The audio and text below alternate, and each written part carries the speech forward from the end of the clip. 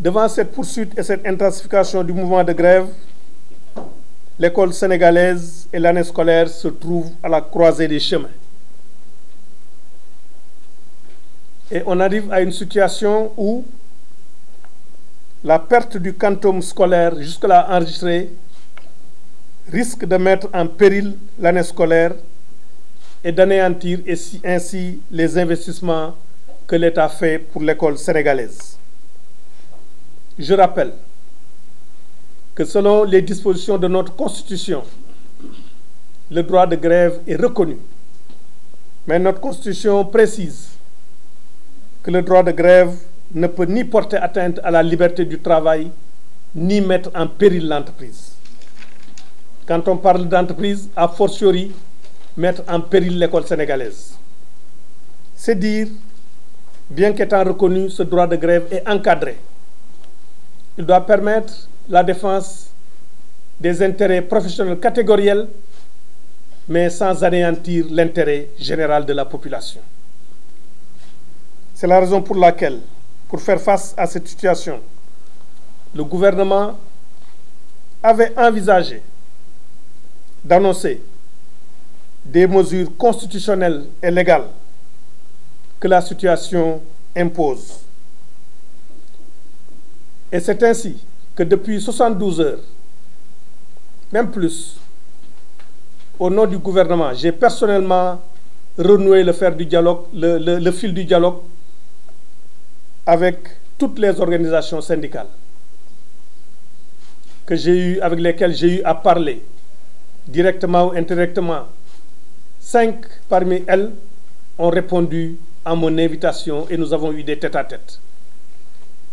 Ce fil du dialogue qui a été ponctué par des rencontres de jour comme de nuit, y compris hier encore, permet d'espérer aujourd'hui un début de dénouement de cette crise. La gestion d'une crise est dynamique, elle n'est pas statique. Durant ces dernières heures, des évolutions positives ont été notées, notamment durant la journée d'aujourd'hui. À l'heure où je vous parle, nous avons 4 organisations syndicales sur les 6 organisations syndicales que constitue le groupe des G6 qui nous ont, pour le moment de façon informelle,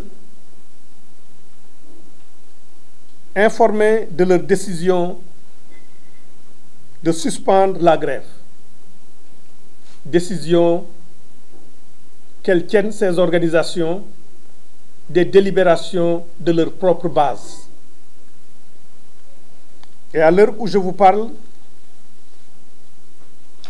les syndicats du G6 sont en train d'harmoniser et d'évaluer à leur niveau pour voir quelle est la conduite à tenir. Devant ces évolutions et ces annonces que nous avons eues par les contacts, heure après heure, que nous avons eus avec les responsables syndicaux, le gouvernement salue cette nouvelle posture de ces 4 organisations syndicales. Et le chef de l'État, par ma voix, remercie ces responsables syndicaux et leurs militants pour la nouvelle posture adoptée et les félicite pour leur courage, parce qu'il faut avoir du courage pour sortir d'une crise, pour leur sens de responsabilité et de la mesure, en espérant que la décision de ces 4 organisations syndicales vont inspirer les 2 autres pour que le mot d'ordre de grève puisse être suspendu et ensuite levé. Pour mettre en œuvre ces décisions de ces 4 organisations syndicales, le gouvernement a retenu dès le lundi 23 à 10 heures d'entamer une concertation avec les parents d'élèves et les enseignants autour du réaménagement de l'année scolaire. Nos équipes techniques ont déjà travaillé sur un projet de réaménagement de l'année scolaire et de reprogrammation des examens et concours, mais nous voulons toujours, dans le cadre d'une démarche de concertation, consulter les autres partenaires du système éducatif. Cette réunion va se tenir dès le lundi 23 à 10 h et peut-être le lundi dans l'après-midi, une conférence de presse sera organisée pour annoncer les nouvelles dispositions pour l'année scolaire et les examens et concours. Et dès le mardi 24 à 16 h, les organisations syndicales qui ont accepté de suspendre le mot d'ordre, mais cette réunion peut être élargie aussi aux autres, peuvent se retrouver avec l'administration pour commencer la rédaction du protocole d'accord qui va sanctionner l'ensemble des engagements déjà pris par le gouvernement, engagements qui restent intacts.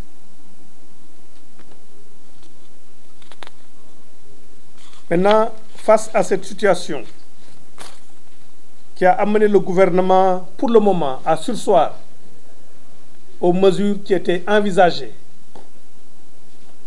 je voudrais appeler les parents d'élèves à jouer leur responsabilité au niveau de leurs enfants pour que ces derniers restent en dehors de ce conflit et se consacrent à leurs études. Je voudrais appeler les parents d'élèves pour qu'ils dissuadent leurs enfants de faire des manifestations dans les rues. Je voudrais aussi appeler les enseignants qui sont dans les syndicats qui n'ont pas encore, à l'heure où je vous parle, suspendu, pour leur dire qu'il arrive un moment où on ne s'adresse plus aux syndicats, mais on s'adresse aux enseignants. Chacun, dans le cadre de sa responsabilité propre et personnelle, doit pouvoir mesurer la complexité de la situation et prendre la décision qu'après continuer les cours, reprendre les cours et à suivre la voie de leurs camarades qui ont décidé de suspendre leur mouvement, en les assurant que le gouvernement, par cette décision qu'il vient de prendre aujourd'hui, de surseoir aux premières mesures envisagées, privilégie encore la voie du dialogue. Le gouvernement est déterminé à épuiser toutes les ressources de la négociation, du dialogue, pour que l'école retrouve sa sérénité. Mais le gouvernement, du point de vue de sa responsabilité, qui est d'assurer un autre droit constitutionnel, qui est le droit à l'éducation, ne pourra pas accepter que l'année scolaire puisse être perdue, qu'on arrive à une année blanche. Donc, nos partenaires et les enseignants ont à réfléchir, parce que ce qui est certain, c'est que dans une négociation qui engage un groupe, lorsque nous avons 4 organisations syndicales qui ont décidé de lever ou de suspendre le mot d'ordre de grève, il n'est pas envisageable pour demain être dans une spirale de surenchère d'offrir plus à ceux qui vont continuer la grève par rapport à ceux qui ont décidé de suspendre. C'est dire que ce que le gouvernement offre, le protocole d'accord qu'il signe avec les organisations syndicales qui auront décidé de suspendre, avec lesquelles on va signer, les autres aussi, s'ils continuent la grève, elles ne peuvent pas, si elles continuent la grève du moins, elles ne peuvent pas avoir plus. Donc je pense qu'il arrive un moment où il faut peut-être faire jouer la solidarité au sein des organisations syndicales pour que cette grève-là puisse s'arrêter. Mais je voudrais rassurer les parents et les élèves pour leur dire que le gouvernement privilégie la voie du dialogue, les ressources du dialogue et de la concertation, de la persuasion pour que chacun revienne à la raison. Mais que dans tous les cas, le gouvernement utilisera toutes les ressources que lui donne la Constitution et la loi pour assurer la continuité des enseignements-apprentissages. Mesdames, Messieurs, c'était l'objet du point de presse d'aujourd'hui.